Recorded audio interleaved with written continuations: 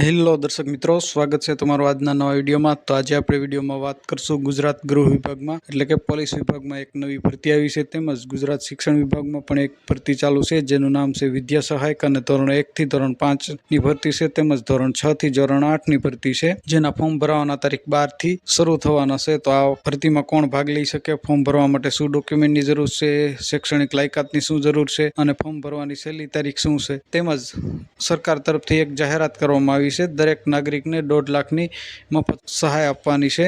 તો આ સહાય કઈ રીતે મેળવવી, કોણ આ સહાયનો લાભ લઈ શકશે અને સહાય કેવી રીતે મેળવવી જેવી વગેરે બાબતો આપણે આ વિડીયોમાં ચર્ચા કરવાના છીએ। તો દર્શક મિત્રો, વિડીયોને અંત સુધી જોતા રહેજો અને ચેનલમાં નવા હો તો ચેનલને સબસ્ક્રાઇબ કરી લેજો, જેથી અમે નવી માહિતી તેમજ સરકારની નવી ભરતી રિલેટેડ તેમજ સરકારી યોજના વિશે વિડીયો બનાવી આ ચેનલમાં પોસ્ટ કરીએ તો તેની નોટિફિકેશન તમને મળતી રહે। તો ચલો દર્શક મિત્રો, આપણે વિડીયોની શરૂઆત કરીએ। તો સૌપ્રથમ દર્શક મિત્રો, આપણે જે શિક્ષકોની ભરતી ચાલી રહી છે તેના વિશે આપણે વાત કરીએ તો ગુજરાત રાજ્ય પ્રાથમિક શિક્ષણ પસંદગી સમિતિ દ્વારા ભરતીની જાહેરાત કરવામાં આવી છે, જે તમે સ્ક્રીનમાં જોઈ શકો છો। ધોરણ 1 થી ધોરણ 5 અને તો મિત્રો, તમે સ્ક્રીનમાં જોઈ શકો છો, આપણે જે શિક્ષકોની ભરતીની વાત કરી રહ્યા હતા તેમાં ધોરણ 1 થી ધોરણ 5 અને ધોરણ 6 થી ધોરણ 8 જાહેરાત કરવામાં આવી છે। તો આપણે જગ્યાની વાત કરીએ તો જગ્યાનું નામ છે વિદ્યા સહાયક વર્ગ 3, જેમાં ધોરણ 1 થી 5 ની જગ્યાની વાત કરીએ તો 1191 જેટલી જગ્યા છે। ત્યાર પછી આપણે ઉચ્ચતર માધ્યમિકની વાત કરીએ તો ધોરણ 6 થી 8 ની, તો તેમાં ગણિત વિજ્ઞાનના જે વિષય છે તેની 242 જેટલી જગ્યા છે। ત્યાર પછી ભાષાઓના 263 જેટલી જગ્યા છે, તેમજ સામાજિક વિજ્ઞાનની વાત કરીએ તો તેની 256 જેટલી જગ્યાઓ છે, જે તમે સ્ક્રીનમાં દર્શક મિત્રો જોઈ શકો છો, જે સ્ક્રીનમાં આપેલી છે। ત્યાર પછી આપણે કુલ જગ્યાની વાત કરીએ તો 2500 જેટલી જગ્યા જે છે તે દર્શક મિત્રો અહીંયા કણે આપેલી છે, જે ધોરણ 1 થી ધોરણ 5 ની છે। ત્યાર પછી ગણિત વિજ્ઞાન વિષયની વાત કરીએ આપણે તો જે 509 જેટલી જગ્યાઓ છે। ત્યાર પછી ભાષાઓના વિષયની આપણે વાત કરીએ તો 554 જેટલી જગ્યાઓ ભાષાઓની છે, જે સ્ક્રીનમાં આપેલી છે। ત્યાર પછી સામાજિક વિજ્ઞાનની 537 જગ્યા છે, તે પણ સ્ક્રીનમાં આપેલી છે દર્શક મિત્રો, તમે સ્ક્રીનમાં જોઈ શકો છો। ત્યાર પછી દર્શક મિત્રો, આપણે ફોર્મ ભરવાની વાત કરી લઈએ। ભરતી અંગેનું જો ઓનલાઈન અરજીપત્રક કરવાનું છે તેની તારીખની વાત કરીએ તો દર્શક મિત્રો અહીં તમે સ્ક્રીનમાં જોઈ શકો છો, તારીખ 12/5/2025 સવારના 12 વાગ્યાથી ફોર્મ ભરવાના શરૂ થઈ જાય છે અને તારીખ 21/5/2025 ના રોજ બપોરના 15 કલાક સુધી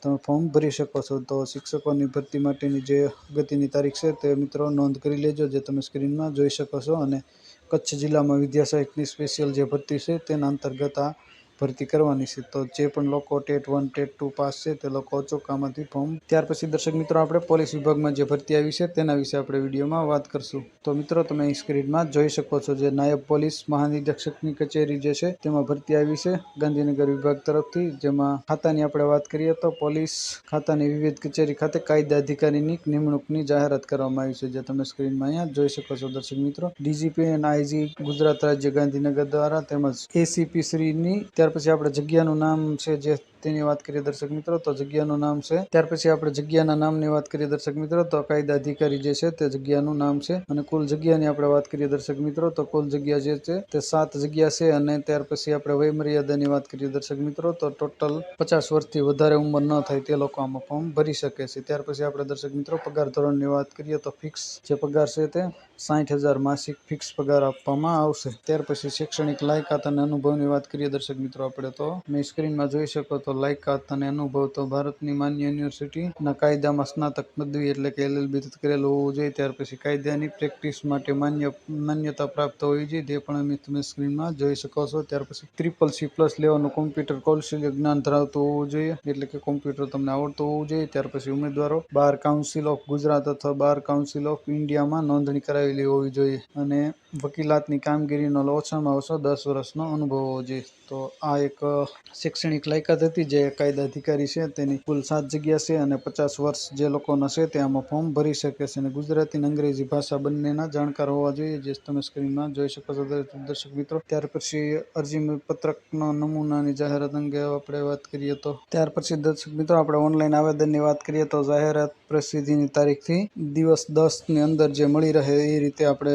પોસ્ટ કરવાની રહેશે। જે કચેરી છે નાયબ પોલીસ મહાનિરીક્ષકની કચેરી ગાંધીનગર, ત્યાં ડોક્યુમેન્ટ સાથે આપણે અરજીની પોસ્ટ કરવાનું રહેશે। અને આ જગ્યાની વાત કરીએ તો જે જગ્યા છે તે પોલીસ અધિક્ષક અરવલ્લી કચેરી માટે કાયદા અધિકારી વર્ગ 1 સક્ષમની જગ્યા 11 માસ માટે કરાર આધારે ભરવા માટે ઈચ્છુક ઉમેદવારો પાસેમાંથી નીચેની માહિતી તેમજ નીચેની વિગતો નિયમ અનુસાર અરજી મંગાવવામાં આવેલ છે. તો દર્શક મિત્રો, આમાં જે પણ કોઈ શૈક્ષણિક લાયકાત તેમજ અનુભવ ધરાવે છે તે આમાં ફોર્મ ભરી શકે છે. આશા રાખું. ત્યાર પછી દર્શક મિત્રો, જે સરકારે 1.5 લાખની સહાય આપવાની જાહેરાત કરી તેના વિશે આપણે વિડીયોમાં વાત કરી લઈએ. દર્શક મિત્રો, તો તમે સ્ક્રીનમાં જોઈ શકો છો, સરકારે જાહેરનામું બહાર પાડ્યું છે. માર્ગ અકસ્માતમાં ઘાયલને હવે દેશભરમાં મફત સારવાર આપવામાં આવશે, જે તમે સ્ક્રીનમાં જોઈ શકો છો. દર્શક મિત્રો, 7 દિવસ સુધી 1.5 લાખ રૂપિયાની સુવિધા, મફત સારવાર મળશે. 24 કલાકની અંદર પોલીસ અકસ્માતની જાણ કરવાની રહેશે. ભારત સરકારે દેશમાં કેશલેસ સારવાર યોજના લાગુ કરવા માટે એક જાહેરનામું બહાર પાડ્યું છે. આ અંતર્ગત માર્ગ અકસ્માતનો ભોગ બનનાર વ્યક્તિ મહત્તમ 1.5 લાખ રૂપિયા